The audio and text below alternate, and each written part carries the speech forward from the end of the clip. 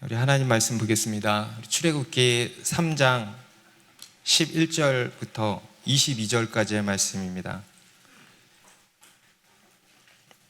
오늘 같이 볼 말씀은 출애굽기 3장 11절부터 22절까지의 말씀. 저와 한 절씩 교독하겠습니다.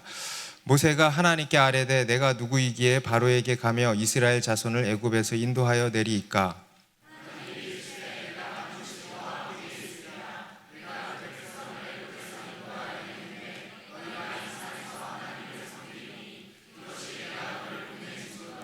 모세가 하나님께 아뢰되 내가 이스라엘 자손에게 가서 이르기를 너희의 조상의 하나님이 나를 너희에게 보내셨다 하면 그들이 내게 묻기를 그의 이름이 무엇이냐 하리니 내가 무엇이라고 그들에게 말하리이까?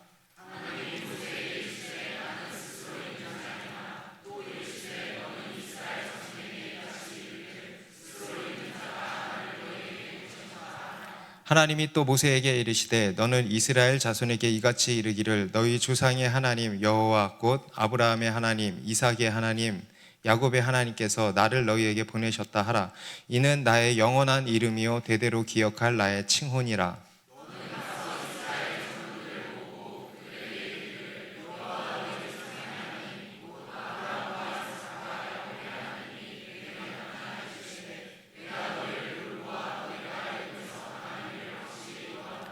내가 말하였거니와 내가 너희를 애굽의 고난 중에서 인도하여 내어 젖과 꿀이 흐르는 땅 곧 가나안 족속, 헷 족속, 아모리 족속, 브리스 족속, 히위 족속, 여부스 족속의 땅으로 올라가게 하리라 하셨다 하면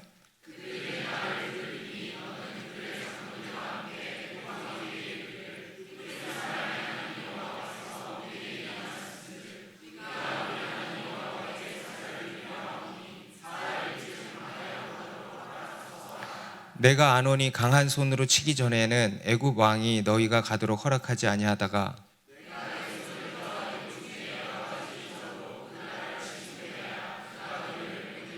내가 애굽 사람으로 이 백성에게 은혜를 입히게 할지라 너희가 나갈 때 빈손으로 나가지 아니하리니 여인들은 모두 그 이웃 사람과 및 자기 집에 거류하는 여인에게 은폐물과 금폐물과 의복을 구하여 너희의 자녀를 꾸미라. 너희는 애굽 사람들의 물품을 취하리라.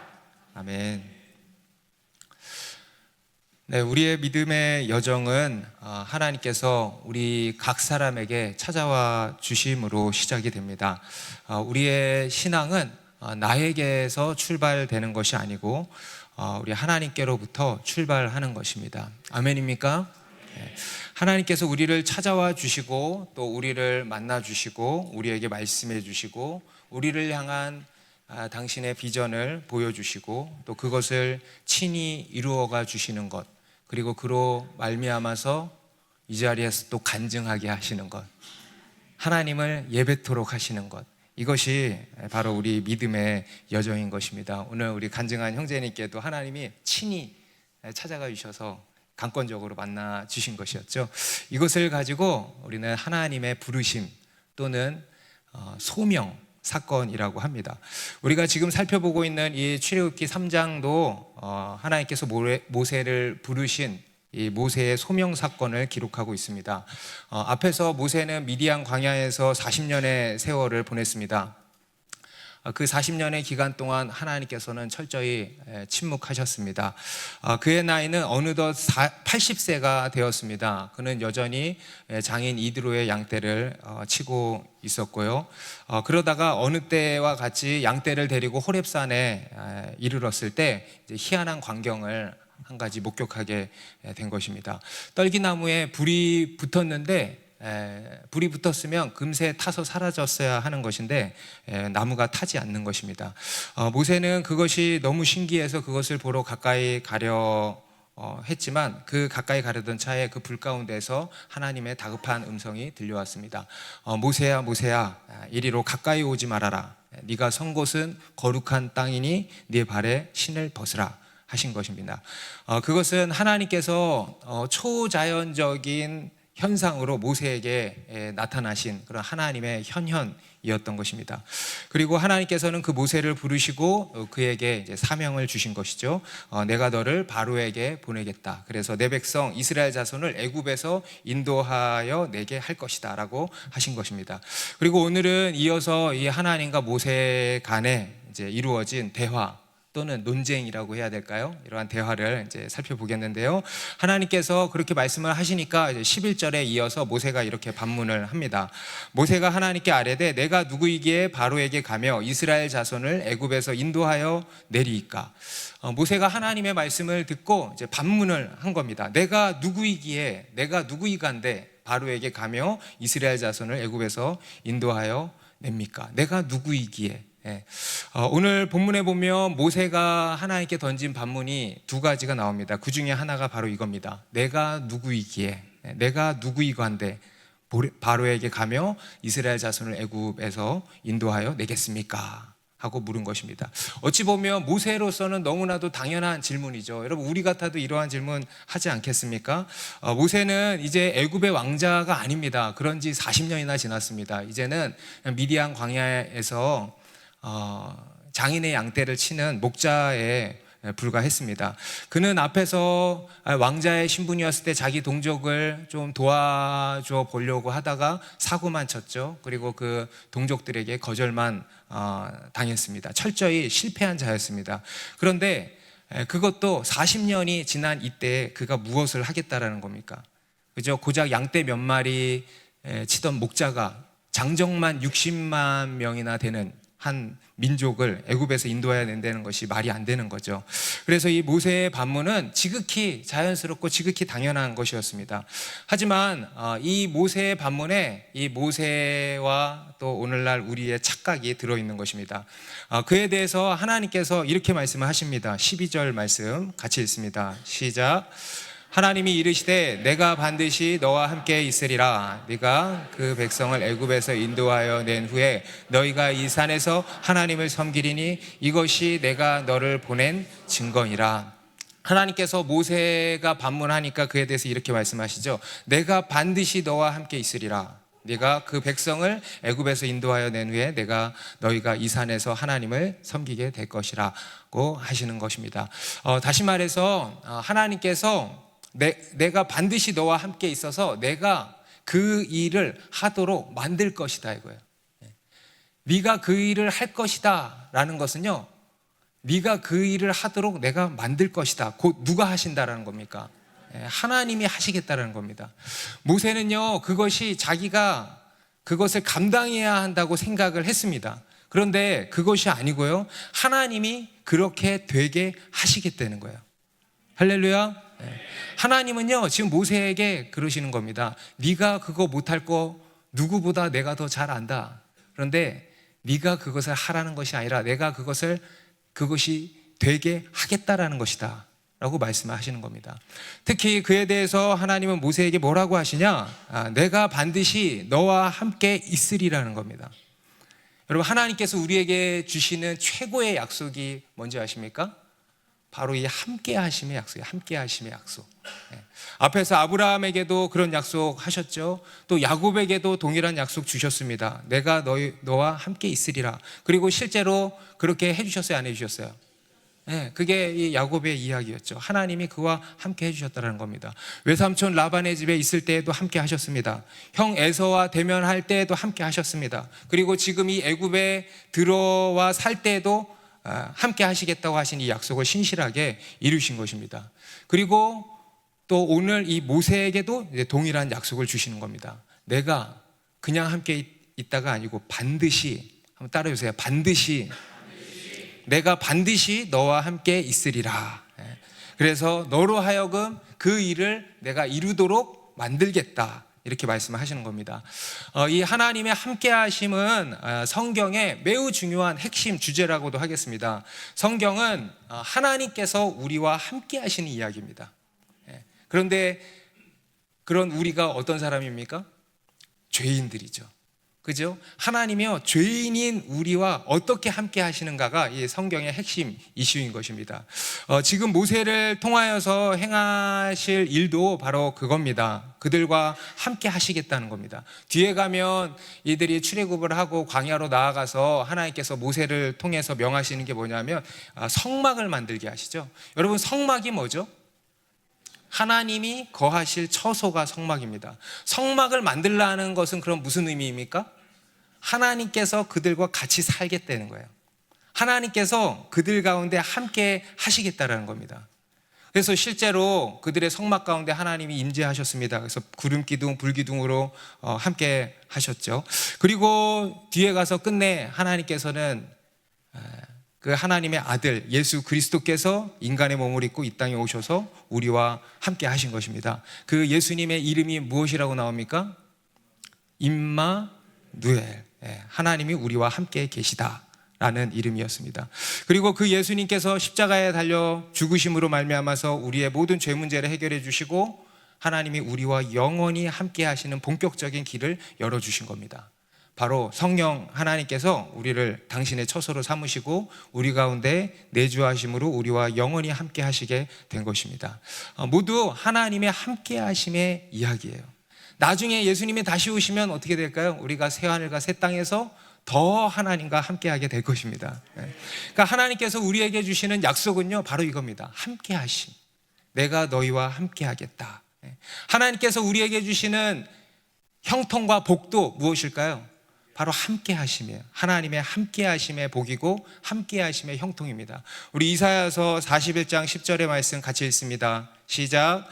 두려워하지 말라, 내가 너와 함께함이라. 놀라지 말라, 나는 내 하나님이 됨이라. 내가 너를 굳세게 하리라. 참으로 너를 도와주리라. 참으로 나의 의로운 오른손으로 너를 붙들리라.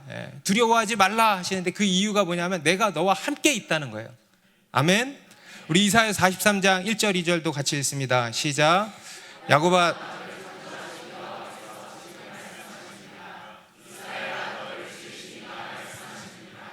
너는 두려워하지 말라. 내가 너를 구속하였고 내가 너를 지명하여 불렀나니 너는 내 것이라. 네가 물 가운데 지날 때에 내가 너와 함께 할 것이라. 강을 건널 때에 물이 너를 침몰하지 못할 것이며 네가 불 가운데로 지날 때에 타지도 아니할 것이요 불꽃이 너를 사르지도 못하리니.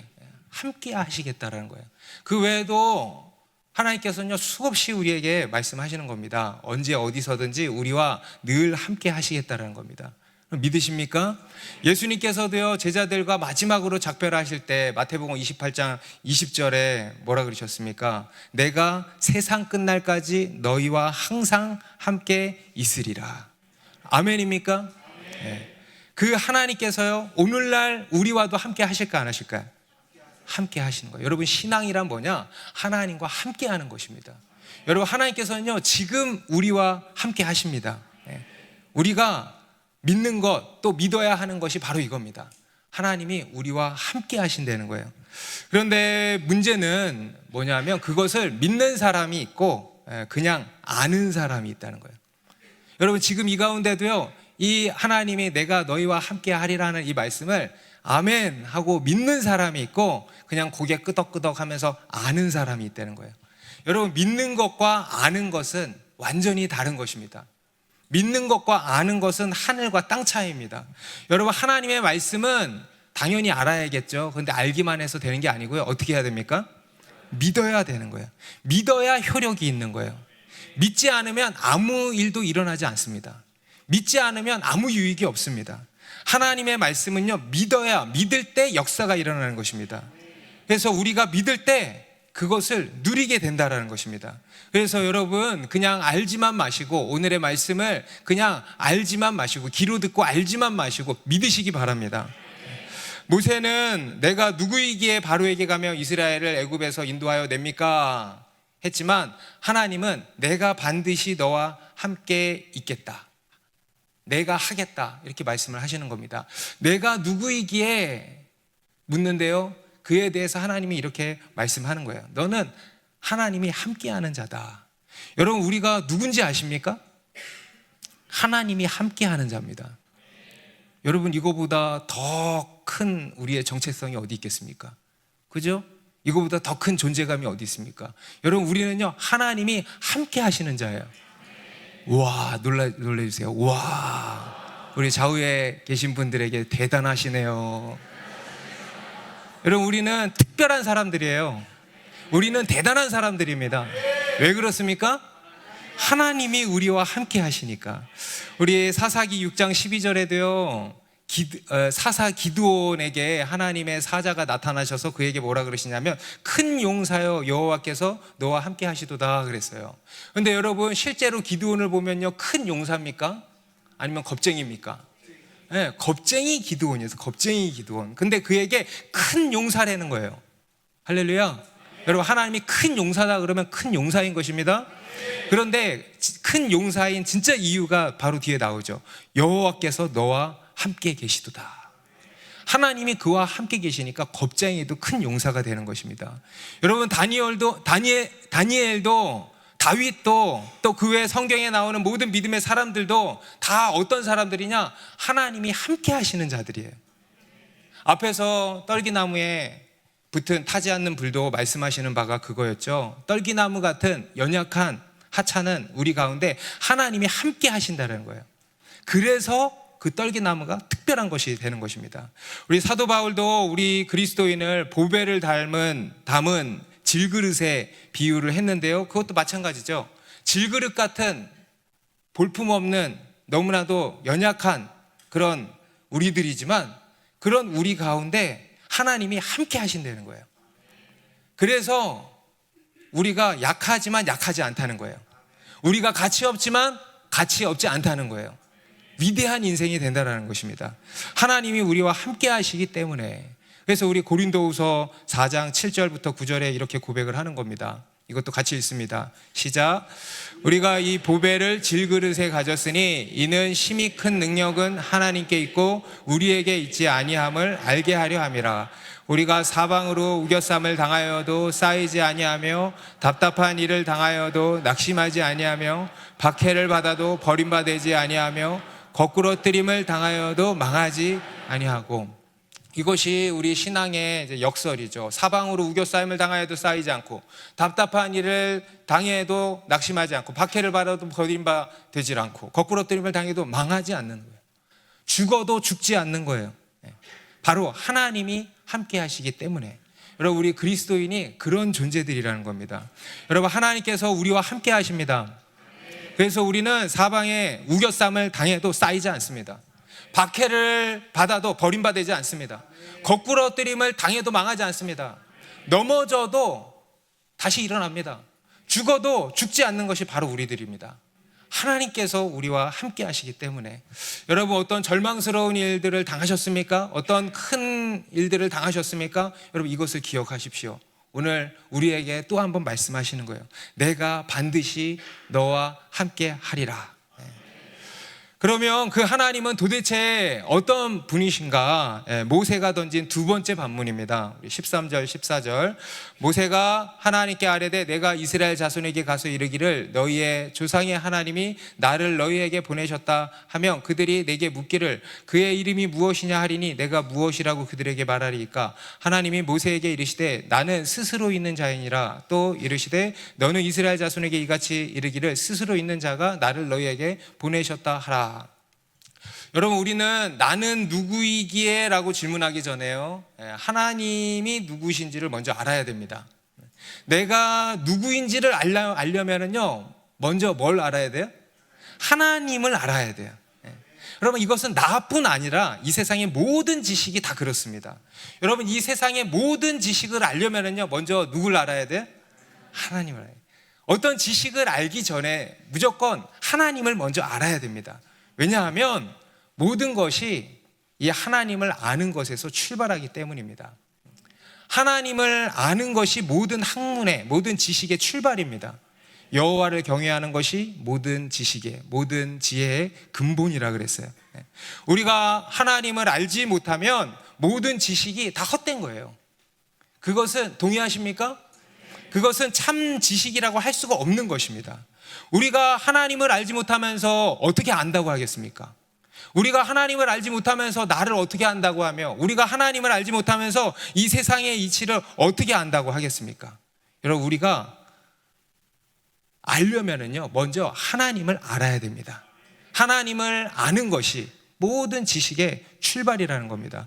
그래서 우리는 무엇보다 하나님을 알아야 되고요. 그래서 하나님께서 우리에게 주신 책이 바로 성경입니다. 그래서 우리 더드림 아카데미 아이들도요, 아침 9시부터 10시 반, 하루 1시간 반 동안 먼저 하나님의 말씀을 배우고 묵상하는 겁니다. 그리고 나서 공부하는 거예요. 왜냐하면 하나님을 아는 것이 모든 지식의 근본이기 때문에. 그래서 이 사도 바울도요, 에베소서 1장 17절에서 이렇게 기도를 했던 것입니다. 같이 읽습니다. 시작. 우리 주 예수 그리스도의 하나님 영광의 아버지께서 지혜와 계시의 영을 너희에게 주사 하나님을 알게 하시고. 여러분, 이것이 에베소 교회를 향한 바울의 첫 번째 기도 제목이었어요. 지혜와 계시의 영을 우리에게 주사 하나님을 알게 하옵소서. 여러분, 우리의 신앙은요, 하나님을 아는 거예요. 이것이 신앙의 본질입니다.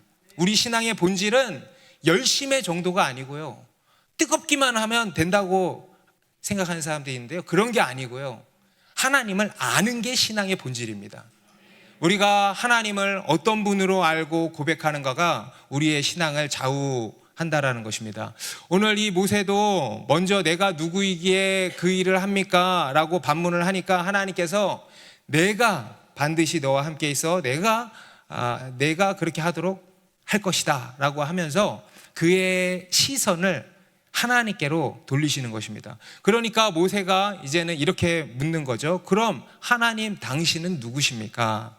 13절에 내가 이스라엘 자손들에게로 가서 너희 조상의 하나님이 나를 너희에게 보내셨다 하면 그들이 내게 묻기를 그의 이름이 무엇이냐 하리니 그때 내가 뭐라고 해야 됩니까? 라고 물은 거예요. 곧 하나님 당신은 누구십니까? 이거예요. 여기서 그의 이름은요, 단순한 칭호가 아닙니다. 단순히 어떤 부르는 그런 호칭 정도가 아니고요, 그 대상의 본질을 담는 게 이름이죠. 그 대상의 본질을 묻는 겁니다. 곧 하나님 당신은 누구십니까? 그러니까 하나님께서 자신에 대해서 처음으로 이렇게 소개를 하시는 거예요. 나는 상상을 초월하는 답을 하십니다. 나는 스스로 있는 자이니라. 나는 엘샤다이 하나님이라가 아니라 나는 스스로 있는 자이니라. 영어로는 I am who I am. 해석하면 뭘까요? 나는 곧 나다. 여러분, 이 세상에 자기소개를 이렇게 할 수 있는 존재가 어디 있을까요? 세번역 성경에는요, 그대로 나와 있어요. 나는 곧 나다. 여러분, 이 세상에 이렇게 자신을 소개하는 신이 어디 있을까요? 이렇게 소개하는 존재가 어디 있을까요? 오직 하나님 한 분뿐인 것입니다. 나는 곧 나다. 무슨 설명이 필요 없는, 무슨 설명으로 설명될 수 없는 절대적인 존재, 자명한 존재. 우리 명제 중에서도 자명한 것들이 있잖아요. 증명이 필요 없는 것들이 있잖아요. 이런 자명한 존재, 자존자가 되신다는 거예요. 여러분, 이 세상의 모든 것은 스스로 있을 수 있는 것이 하나 없습니다. 지금 공중에 떠다니는 티끌 하나까지도요, 다 하나님의 피조물입니다. 그런데 하나님은요, 스스로 계신다는 거예요. 할렐루야. 시작도 끝도 없는 홀로 영원하신 하나님이시라는 것입니다. 여러분, 우리의 신앙은요, 바로 여기에서 시작되는 거예요. 스스로 계신 하나님, 절대자 하나님, 자존자 하나님을 우리는 믿는 것입니다. 이게 우리 믿음의 출발이에요. 여러분, 하나님이 계신다. 너무 감사하지 않습니까? 뭐가 감사하냐고요? 여러분, 하나님이 계시지 않으면 어떨 뻔했습니까? 여러분, 이 세상 사람들은요, 하나님을 없이 합니다. 하나님을 없다고 합니다. 그런데 하나님이 없으면 어떻게 되는지 아세요? 우리도 없어요.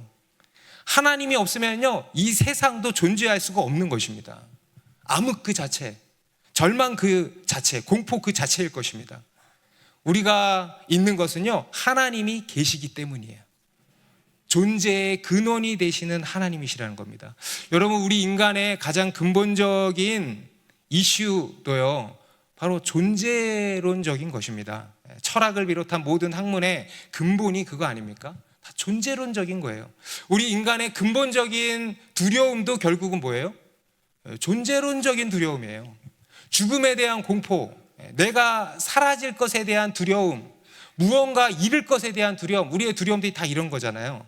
그리고 그로 인한 슬픔, 다 뭐냐면 존재하지 않을 것에 대한 거예요. 존재하지 않을 것에 대한 두려움, 그것으로 인한 슬픔이에요. 다 존재론적인 것입니다. 그런데 그 존재함이 어디서 나오냐? 바로 하나님께로부터 나온다는 거예요. 하나님은 어려워요? 하나님은 존재의 그 자체가 되시는 분이라는 겁니다. 우리 히브리어로 나는 스스로 있는 자다, 히브리어 원어에는요 하야라는 단어로 되어 있습니다. 하야 뜻이 뭐냐면 존재하다라는 뜻이에요. 우리 하나님은 어떤 하나님이시냐? 존재하시는 하나님이에요. 여러분의 근본적인 욕구가 뭐냐면요, 존재하고 싶잖아요. 존재하고 싶은 게, 우리 인간이 추구한 자아 실현도 존재하고 싶은 거예요. 이게 이 세상의 근본적인 원함입니다. 존재하고 싶다는 거예요. 그런데요, 그 존재의 근원이 누가 되시냐면 바로 하나님이시라는 거예요. 그 하나님 안에서 모든 것이 존재한다는 거예요. 그래서 우리는 사라져도 사라지지 않고요, 잃어버려도 잃어버리지 않는 것입니다. 아멘입니까? 여러분, 내 눈 앞에서 사라졌다고 해서 실망하지 마십시오. 하나님 안에 여전히 있습니다. 내 눈 앞에서 돈이 사라졌다고 염려하지 마십시오. 하나님 안에 들어가 있습니다. 안 보이면 하나님 안에 들어가 있구나, 하나님 안에 있는 것을 보시기 바랍니다. 그래서요, 히브리서에서도 믿음은 바라는 것들의 실상이라는 거예요. 보이지 않는다고 사라진 게 아니고 없어진 게 아니에요. 다 있습니다. 하나님 안에서 모든 것이 존재합니다. 우리 15절에 보면 하나님이 또 모세에게 이르시되 너는 이스라엘 자손에게 이같이 이르기를 너희 조상의 하나님 여호와 곧 아브라함의 하나님, 이삭의 하나님, 야곱의 하나님께서 나를 너희에게 보내셨다 하라. 이는 나의 영원한 이름이요 대대로 기억할 나의 칭언이라. 하나님은 자신을 스스로 있는 자라고 소개하시면서 또 이렇게 말씀을 합니다. 조상의 하나님 곧 아브라함의 하나님, 이삭의 하나님, 야곱의 하나님, 곧 언약의 하나님이라 이거죠. 언약. 여러분, 이 하나님의 언약은 영원해요, 안 해요? 영원해요. 그러면 그 언약 당사자도 영원해, 안 해? 영원한 거예요. 곧 아브라함, 이삭, 야곱 영원해, 안 해? 여전히 존재한다라는 것입니다. 여러분, 여기서 우리가 주목해야 할 것이 뭐냐면요, 이 아브라함의 하나님, 이삭의 하나님, 야곱의 하나님이로라 하신 것이 현재 진행형이라는 거예요. 과거형이 아니에요.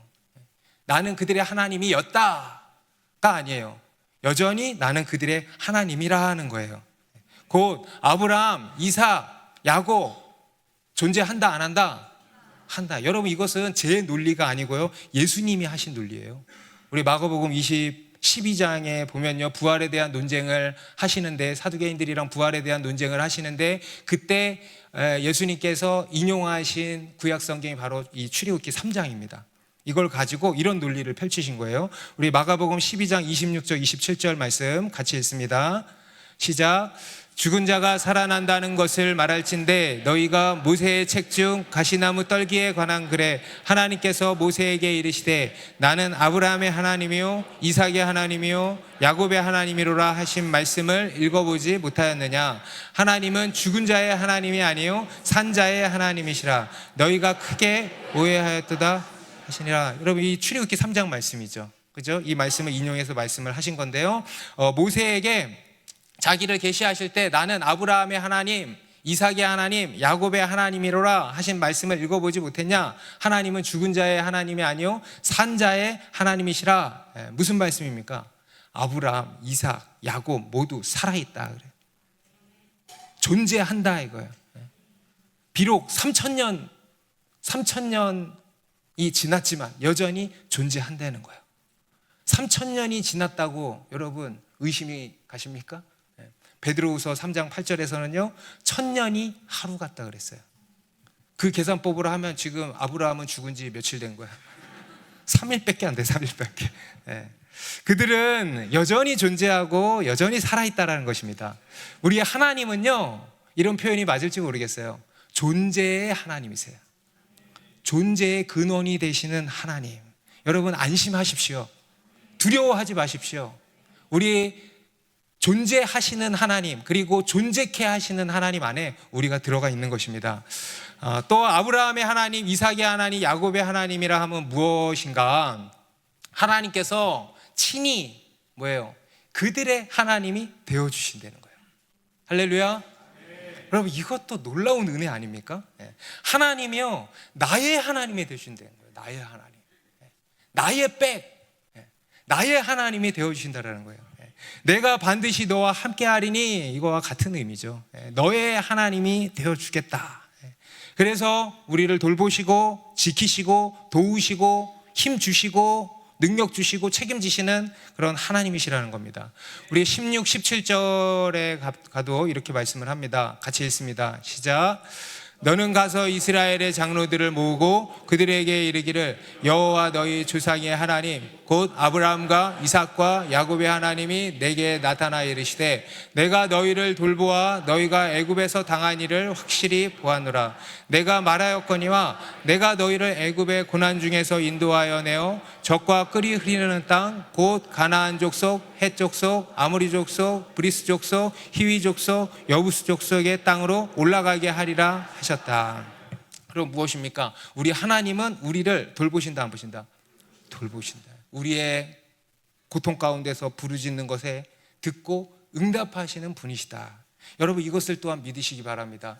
우리 창세기 50장 24절에서요, 요셉이 마지막 유언에서 이렇게 이야기를 했어요. 요셉이 그의 형제들에게 이르되 나는 죽을 것이나 하나님이 당신들을 돌보시고 당신들을 이 땅에서 인도하여 대사 아브라함과 이삭과 야곱에게 맹세하신 땅에 이르게 하시리라. 여러분, 실제로 그렇게 하셨어요, 안 하셨어요?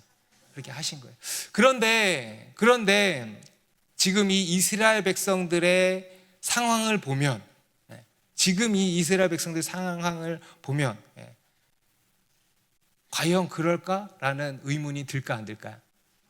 모세가 그렇게 이야기했을 때 이스라엘 백성들이 하나님이 우리를 돌보신다고?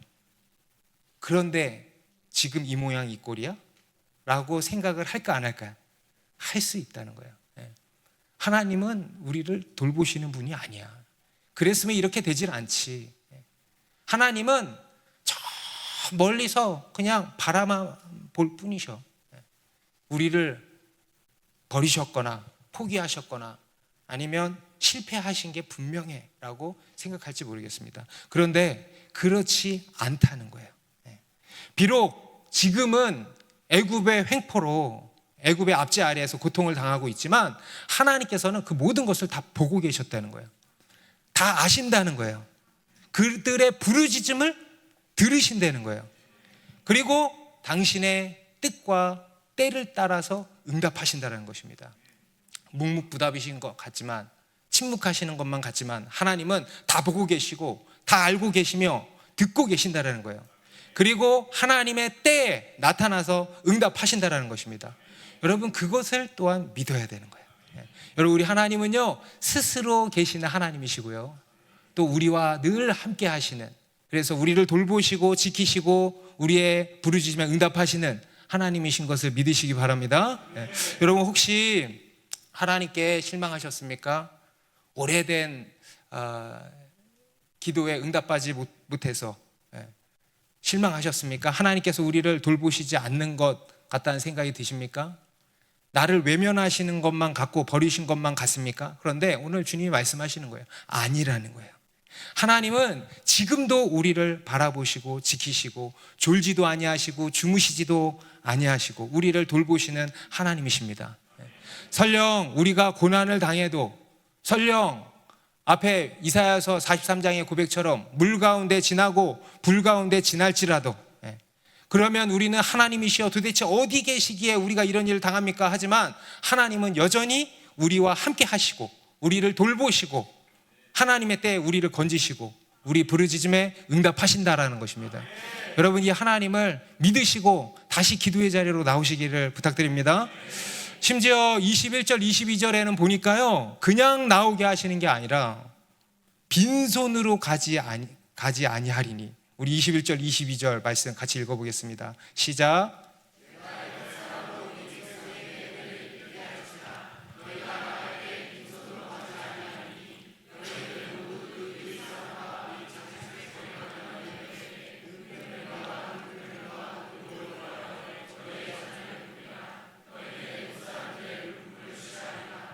아멘.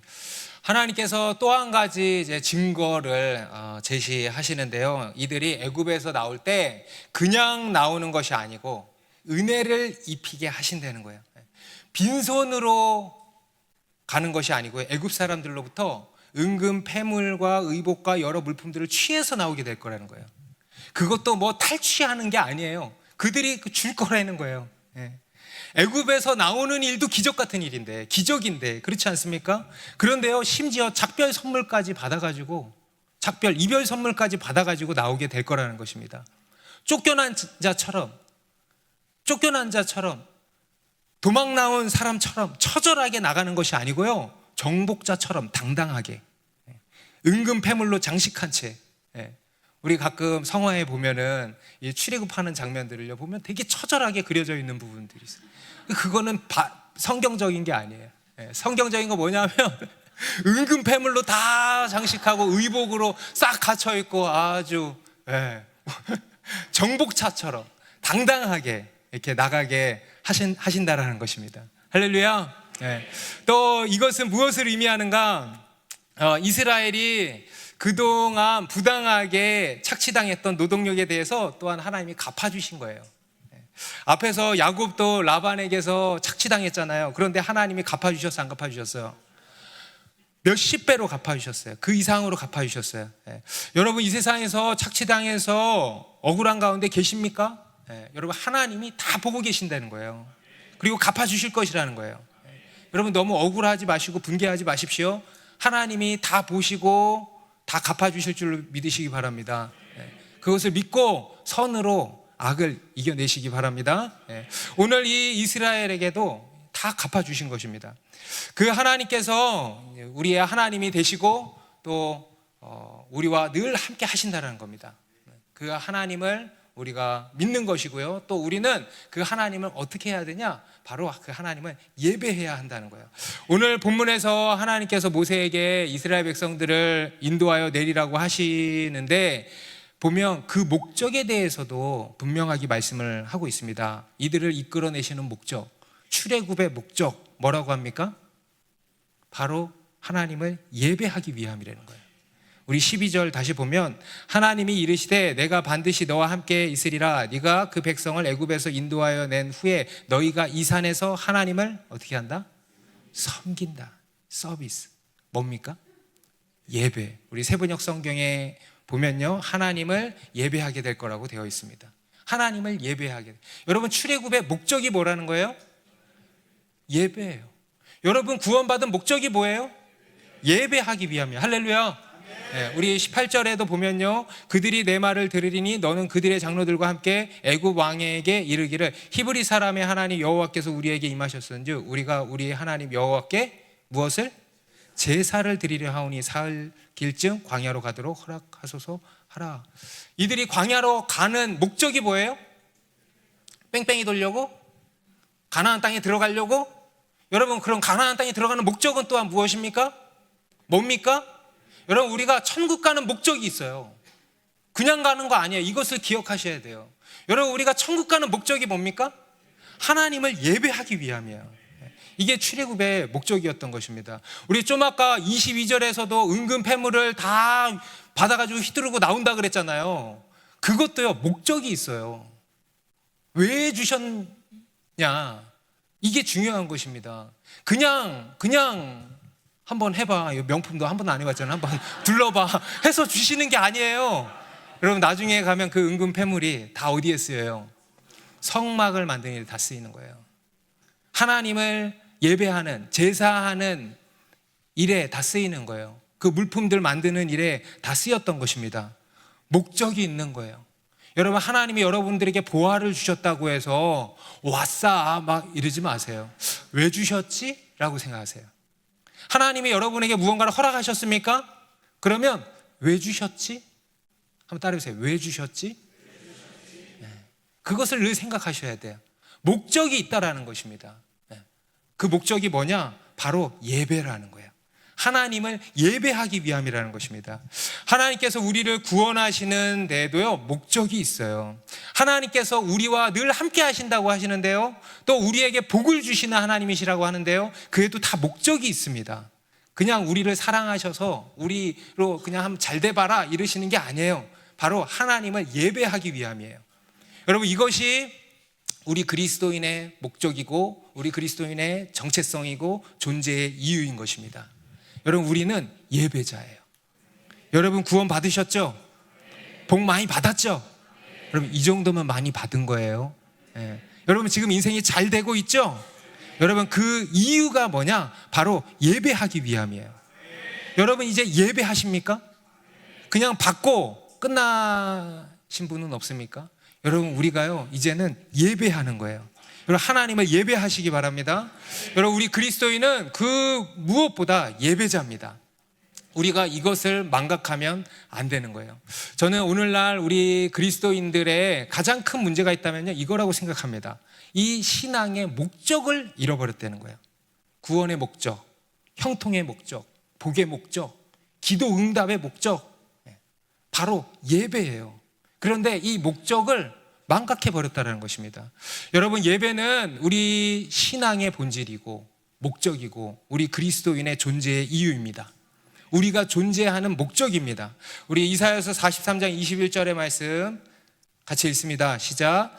이 백성은 내가 나를 위하여 지었나니 나를 찬송하게 하려 함이라. 우리 에베소서 말씀도 같이 읽습니다. 시작.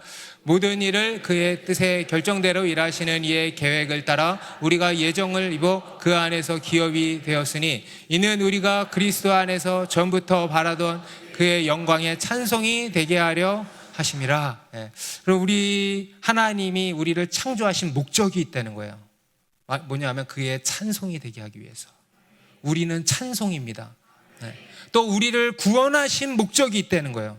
바로 그의 영광의 찬송이 되게 하려 하심이라. 곧 예배입니다. 우리는 늘 하나님을 예배해야 합니다. 여러분, 이게요 우리 인생의 목적이에요.